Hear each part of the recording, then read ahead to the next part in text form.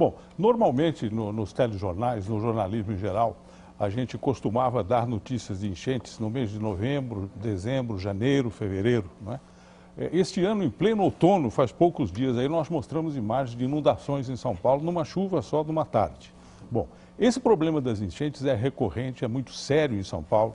E eu, sinceramente, já há 40 anos que eu acompanho isso, eu não saberia como resolver. O senhor sabe?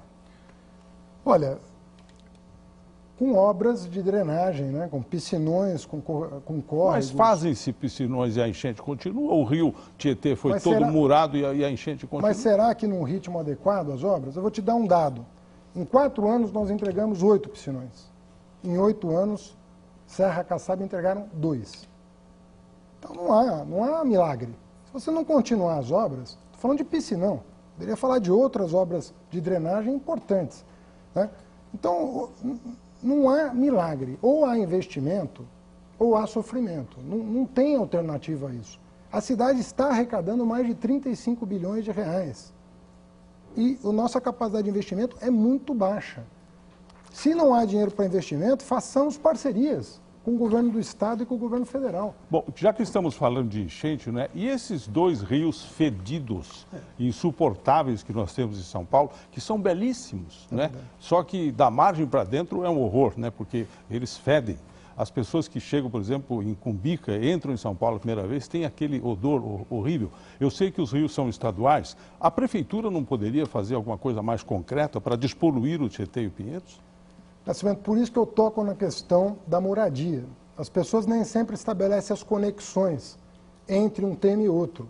Se nós não aprovarmos a regularização fundiária, né? Se nós não definirmos um plano de regularização fundiária, se nós não tivermos um plano habitacional, e nós temos o Minha Casa Minha Vida, com recursos vultosos, inclusive para a cidade de São Paulo, se não houver um plano habitacional, você não tem como corrigir 2 problemas que afetam os rios. O esgoto? A questão do saneamento básico, tratamento de esgoto, e a questão do resíduo sólido. Nós fazemos coleta seletiva com 1% do lixo produzido. Por exemplo, a cidade de Los Angeles tem a meta de zerar o lixo não reciclável.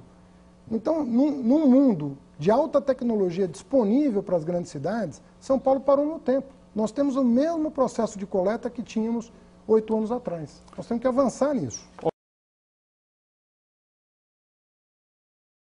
Pois é, e parou no tempo mesmo, porque o senhor falou na questão da drenagem, e a drenagem, quer dizer, todo o plano de drenagem da cidade de São Paulo, a gente volta aí para o século XIX.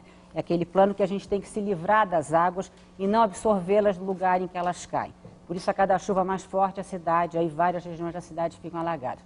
Como mudar essa mentalidade que só grandes obras, o senhor citou aí piscinões, etc., resolvem esse problema e não investir em coisas que às vezes menores podem ter soluções, podem trazer soluções como pisos mais permeáveis, canteiros que não sejam acima das ruas da cidade, que tenham inclinação para dentro, que possam absorver melhor essa água da chuva, mais áreas verdes, em vez de ficar insistindo sempre em grandes obras, porque a gente tem visto que não tem dado solução.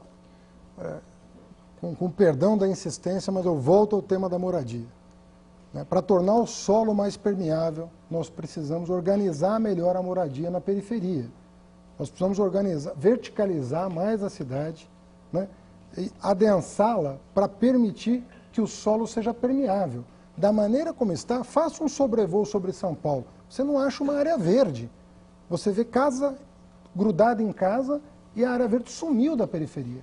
Você tem que ter um projeto habitacional que adense um pouco a cidade e permita ao solo respirar. Sem isso, nós vamos continuar tendo esses problemas. Eu concordo com você.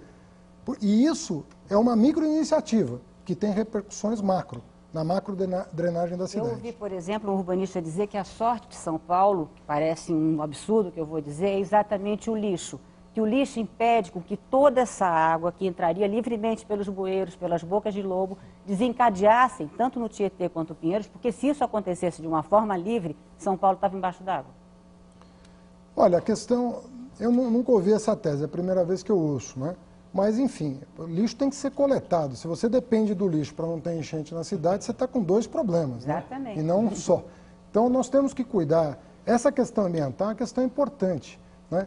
E a questão da moradia está associada a essa questão. Por isso que eu entendo que para organizar melhor a cidade do ponto de vista ambiental, nós precisamos olhar com outros olhos para essa questão da reorganização fundiária da cidade.